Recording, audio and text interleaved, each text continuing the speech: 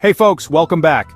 So, here's the big news shaking things up globally. President Trump has just dropped a bombshell on the world economy with his new tariffs, and the ripple effects are being felt far and wide. Alright, let's break it down.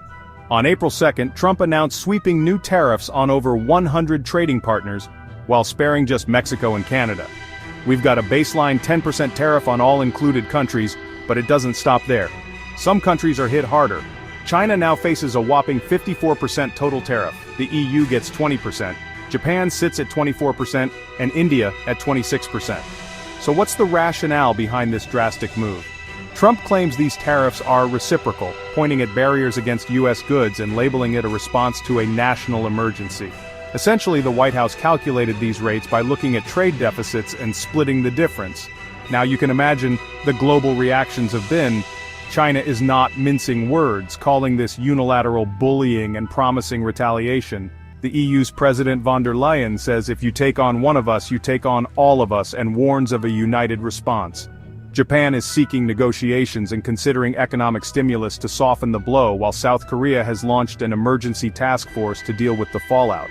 Other Asian nations like Vietnam, Cambodia, Bangladesh, and Sri Lanka are facing hefty tariffs too, potentially reshaping supply chains and ironically benefiting China in some ways. Australia meanwhile thinks the 10% tariff is illogical but is avoiding retaliatory measures. And Canada, while relieved to be spared new tariffs, is still battling fentanyl-related ones. Domestically, reactions are mostly negative. Business groups, trade experts, economists, and Democratic lawmakers are all raising alarms about rising prices, slower economic growth, and the hit to consumers. However, some protectionist policy supporters are cheering this move. Markets didn't take this news well at all. Global stocks plummeted, S&P 500 and Nasdaq futures tumbled, and Asian markets took a significant hit too. It's clear the scale of these tariffs caught everyone off guard. And let's not forget the auto industry. A 25% tariff on cars assembled outside the US went into effect on April 3rd, with partial exemptions for Mexico and Canada under specific trade agreements. Plus, tariffs on imported auto parts kick in on May 3rd, affecting both car assembly and repairs. Finally, the de minimis exception is gone. The $800 threshold for duty-free imports from China and Hong Kong is history as of May 2nd.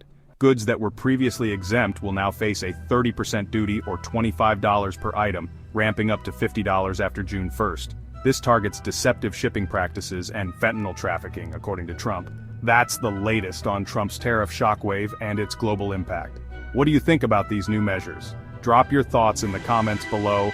Don't forget to like and subscribe for more updates. Thanks for tuning in, and I'll catch you next time.